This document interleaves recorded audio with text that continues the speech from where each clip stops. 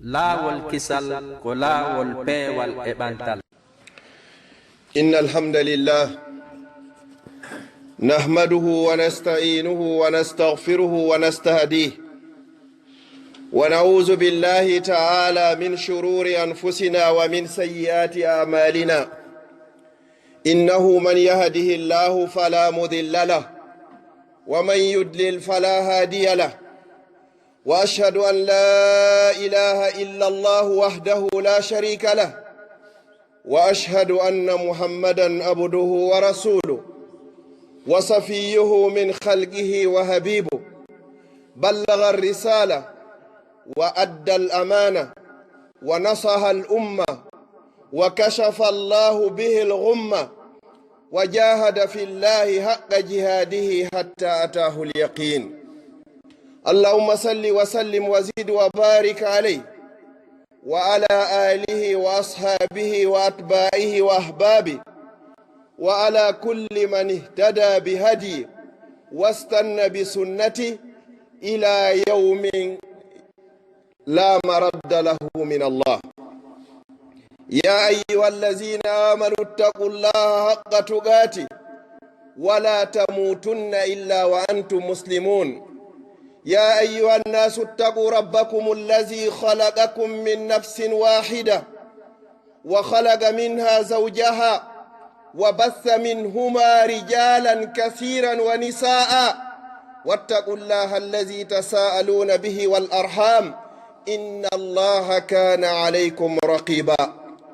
يا أيها الذين آمنوا اتقوا الله وقولوا قولا سديدا يصلح لكم أعمالكم ويغفر لكم ذنوبكم ومن يطع الله ورسوله فقد فاز فوزا عظيما. جعلني الله وإياكم وسائر المسلمين من الفائزين.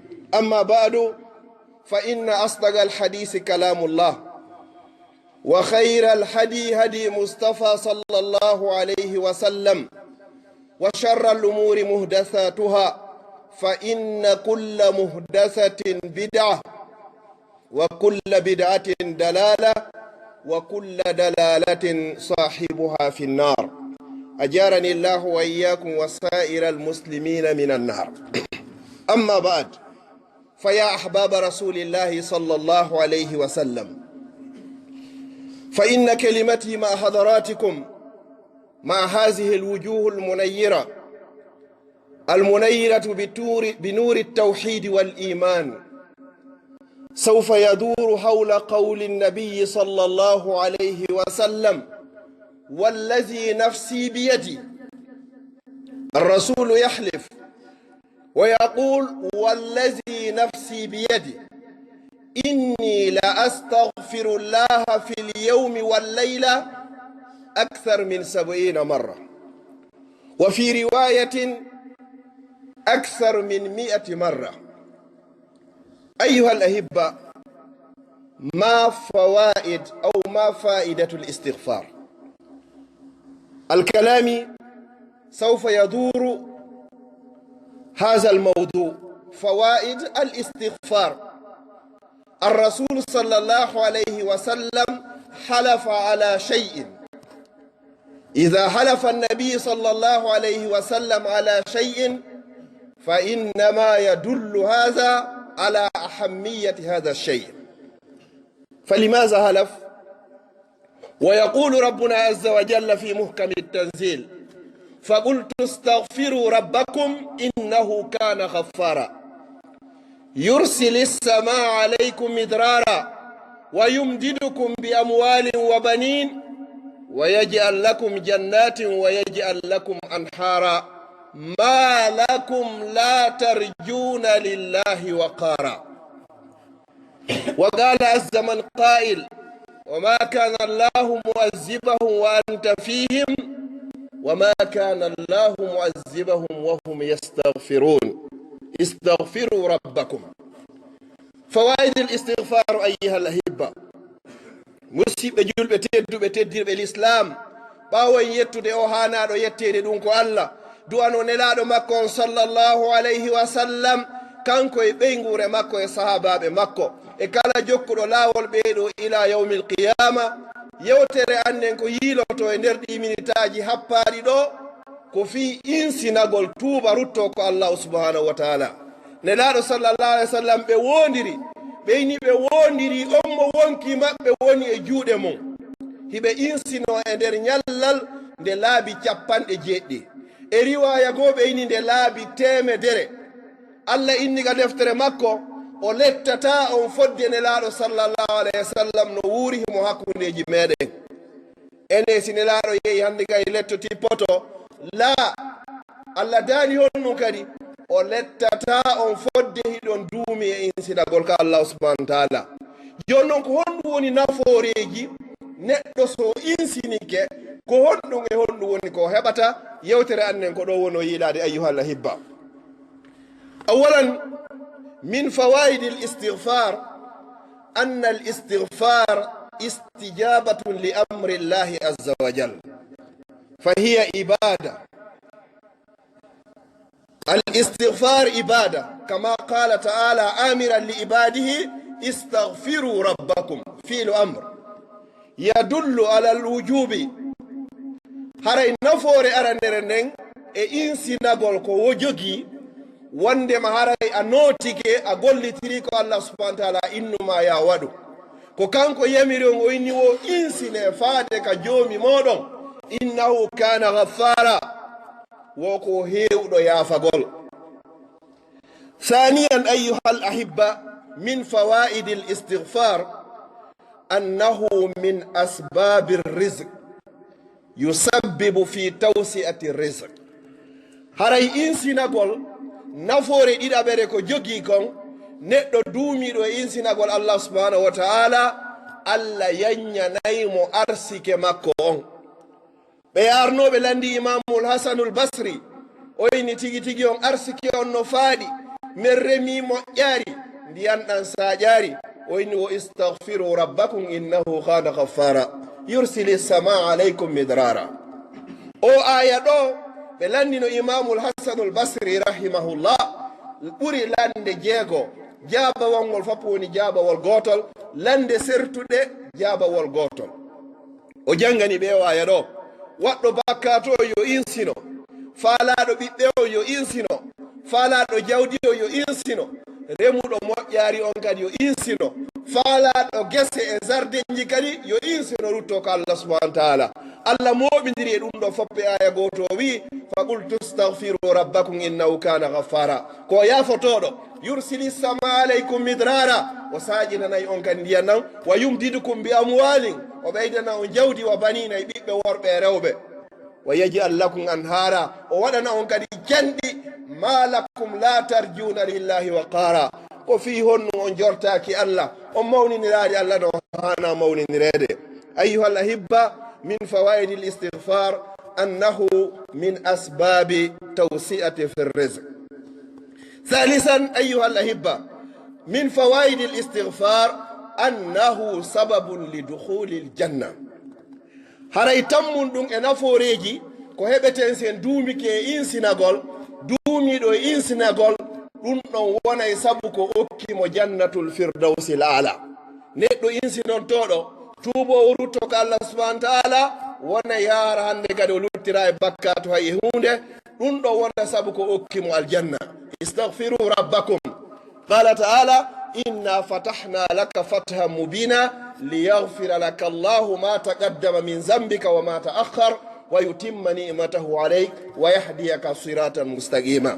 haray sa duumike insinagol arsike ma on o yaajay wona kadi sabu ko okkuma jannatul firdausi l'ala. rabian ayyuha al-ahibba min fawaidi al-istighfar annahu sababun fi maghfirati az-zunub.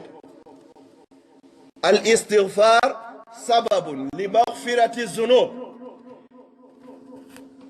يقول تعالى وسارعوا إلى مغفرة من ربكم وجنة أرضها السماوات والأرض أعدت للمتقين. سيقولون إنسناد ونا يسبقوا يافي مبكاتوجي مكودي. قال تعالى والذين إذا فعلوا فاحشة أو ظلموا أنفسهم ذكروا الله فاستغفروا لذنوبهم ومن يغفر الذنوب إلا الله ولم يصروا على ما فعلوا وهم يعلمون. si goɗɗo waɗi bakkat no mawniri o no mawniri, so tuubi o ruttike ga Allah subhanahu wa ta'ala, Allah o yaafotomo. يقول النبي صلى الله عليه وسلم في الحديث الصحيح لو لم تذنبوا لذهب الله بكم ولجاء بقوم يذنبون فيستغفرون الله فيغفر لهم. si on waɗatano bakkatu Allah ittayno on o adda woɓɓe go waɗayɓe bakkatu ha gasa ɓe tuuba ɓe rutto ko Allah subhanahu wa ta'ala, Allah on kadi yaafoɓe. ɗum ɗo holla wondema ya waɗu bakkatu, kono si arorima waɗorde bakkatu on wona ya deppito e hoore bakkatu on inna joni ɓaymi waɗi gasi, ko ya tuubu ruttoɗa ka Allah subhanahu wa ta'ala, toroɗamo yo yaafo, innahu kana ghaffara. وخامسا أيها الأحبة من فوائد الاستغفار أنه سبب لرفع الدرجات بعد الموت. إن سنقول كذلك الله سبحانه وتعالى نفور جيغا برنين كو جوغي wono yai sabu kadi ko ɓanti darjaji maɗi naɓuma sengo dow harana kadi aljannaji ley ga wonta hara ko firdausil ala. kaniraɗo sallallahu alayhi wa sallam ɓe maki iza sa'altumullaha aljanna fas'alu firdausil ala. si tawi on toroto Allah yo okku on aljanna, tore Allah yo Allah okku on aljanna ɓurɗo towude on, ɗum ko firdausil ala. yo Allah okku en jannatul firdausil ala. سادسا من فوائد الاستغفار أنه يرفع العقوبة والعذاب قبل وقوعهما على المستغفر.